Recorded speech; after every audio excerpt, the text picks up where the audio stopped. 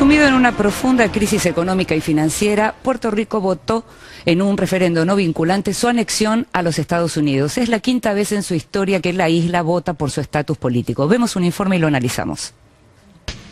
Puerto Rico, Puerto Rico, Puerto Rico, Puerto Rico. En un referendo signado por la escasa participación, el domingo 11 de junio, Puerto Rico votó su futuro eligiendo convertirse en el estado número 51 de los Estados Unidos. Una posibilidad que solo puede avalar el Congreso norteamericano, ya que el resultado de la consulta no es vinculante. Sobre un total de 2.006.000 puertorriqueños habilitados, solo 500.000 fueron a las urnas. Mientras el 97,18% del electorado votó a favor de la anexión a los Estados Unidos, solo un 1,5% eligió la independencia y un 1,32% se inclinó por mantener la situación actual de Estado libre asociado. En un plebiscito similar, convocado en 2012, 800.000 ciudadanos se habían pronunciado por la llamada estadidad. Mi ideal es la estadidad. La estadidad porque nosotros como puertorriqueños tenemos derecho a tener las mismas opciones que tienen los residentes que allá en los estados de Estados Unidos y pues queremos estar completos. La estadidad es una forma de gobierno que yo no creo en ella, es lo primero. Y lo segundo, que esto es una pérdida de dinero. Tanta gente que hay que van ahora a votar, gente que van a despedir. Y entonces yo votando $7 millones es un acto que no tiene validez ninguna. El gobernador de la isla, Ricardo Rosselló, señaló que el resultado permite exigir y reclamar a Estados Unidos el fin de la indigna relación colonial. Utilizaremos ese voto que ratificará entonces el voto del 2012 para asegurarnos que se haga valer la voluntad democrática de los ciudadanos americanos que residen en Puerto Rico. Hoy por hoy, los puertorriqueños, aunque son ciudadanos estadounidenses, no tienen derecho a voto en las elecciones presidenciales o legislativas en Washington si no residen en el territorio continental, además de otras desventajas. El gran problema es que la inmensa parte de la población no está lo suficientemente educada como para reconocer que somos una colonia, que eso es una condición que es ilegal ante los ojos de la humanidad. ¡Fuego! ¡Fuego! ¡Los Yankees quieren fuego! ¡Fuego! ¡Fuego! ¡Los Yankees quieren fuego! Si bien la consulta fue boicoteada por la oposición, la baja participación en el plebiscito, solo un 22% del electorado, también se relaciona con el éxodo masivo a los Estados Unidos, motivada por la profunda crisis económica y financiera de Puerto Rico. Yo personalmente estoy en contra, ¿verdad?, del plebiscito, porque eso cuesta 7.7 millones para hacer un plebiscito, que es un juego político aquí de los partidos que siempre se han pasado la batuta. Con una población de 3.994.000 habitantes y un desempleo superior al 15%, el 45% de los ciudadanos se encuentra en situación de pobreza extrema. 1 de cada 10 puertorriqueños emigró en los últimos 10 años a Estados Unidos. Un éxodo que agravó la crisis fiscal de Puerto Rico, que en mayo pasado se declaró en quiebra, imposibilitado de pagar una deuda que supera los $72.000 millones. El efecto ha sido devastador. Hemos perdido 10% de la población en los últimos 7 años. Además, se va un médico diario. Está emigrando la gente que tiene posibilidad de emplearse en los Estados Unidos, así como los pobres que, siendo ciudadanos americanos, buscan servicios de asistencia social.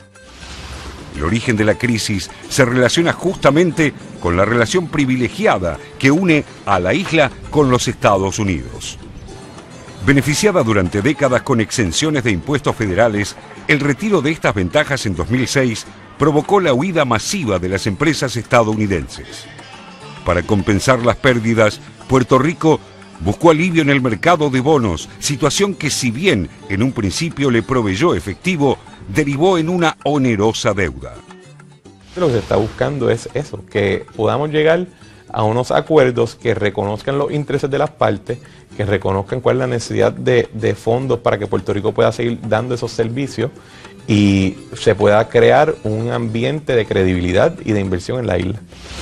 Los dos partidos que se vienen alternando en el poder desde hace décadas, el Partido Nuevo Progresista del gobernador Rosselló y el opositor Partido Popular Democrático, se acusan mutuamente del desastre financiero que ya provocó importantes protestas por los recortes presupuestarios en la Universidad de Puerto Rico, la policía y otras instituciones públicas. Si tú tienes en un extremo la independencia, que tú tomas todas tus decisiones sobre una realidad bien disminuida de Puerto Rico, o te pones a participar como Estado y te quitan toda tu autonomía y te disuelves como pueblo puertorriqueño. Así que las opciones, ninguna es perfecta, pero en el balance, en la que tenemos actual, con unos cambios, es mucho mejor que cualquiera de las otras alternativas. Si bien la bancarrota de la isla no afecta a Washington, al menos por ahora, nada parece indicar que el actual Congreso estadounidense, dominado por los republicanos, se pronuncie a favor de la incorporación de Puerto Rico como un nuevo estado de la Unión.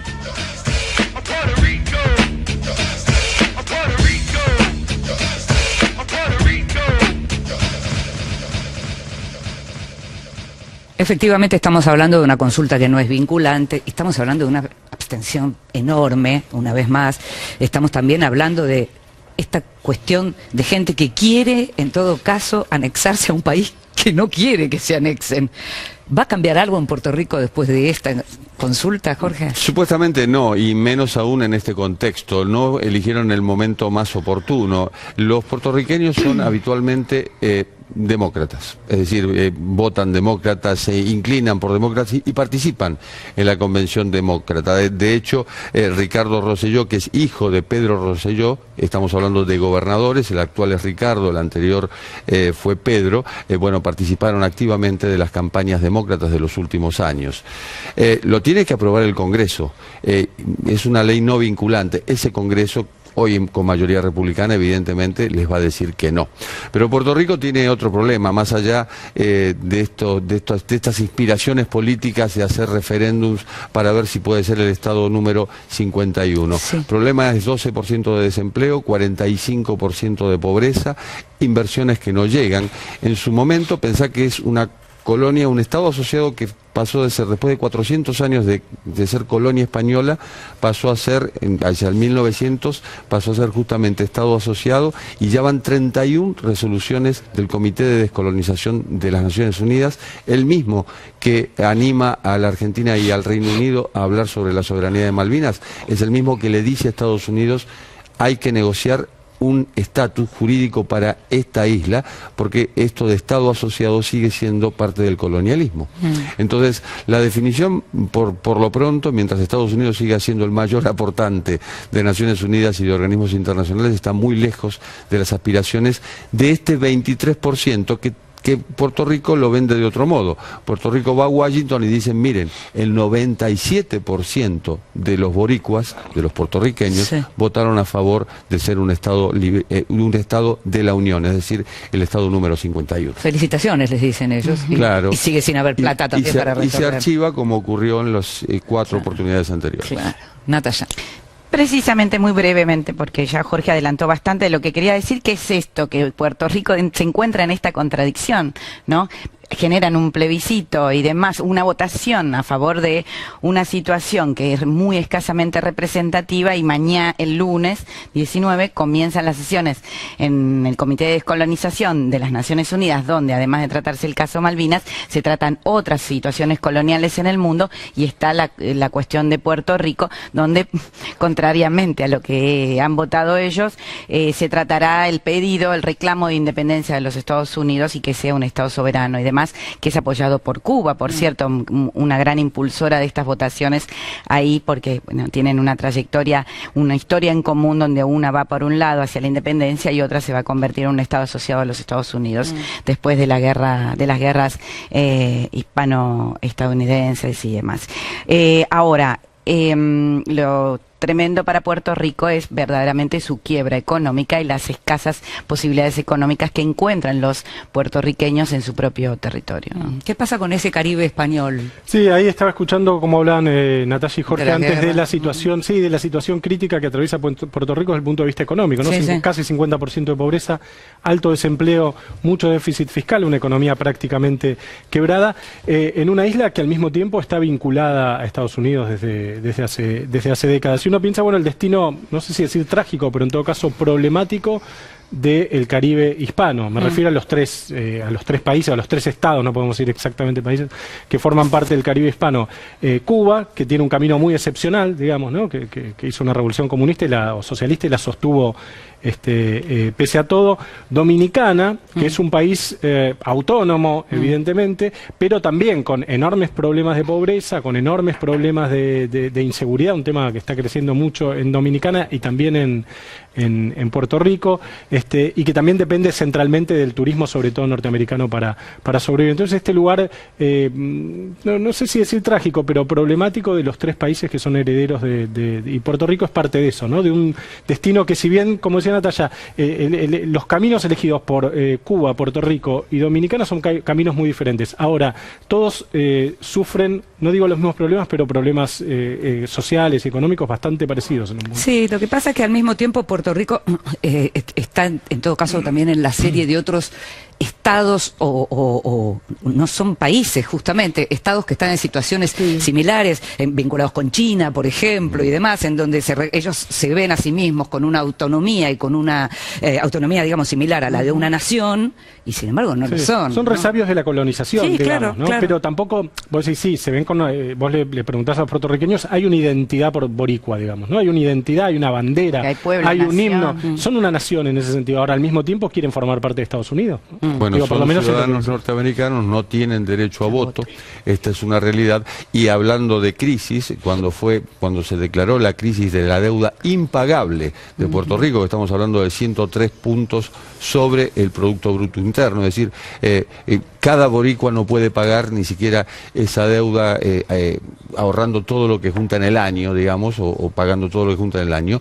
Bueno, frente a eso, ahí se marcó la posibilidad de establecer la ley de quiebras de los Estados Unidos, la misma que se le dio a Detroit, una ciudad. O sea, que rija esa ley en Puerto Rico. De modo tal de que haya facilidades para el pago, y Estados Unidos dijo que no. Es decir, no es Estado, no es ciudad de los Estados Unidos. Ciudadano de segunda.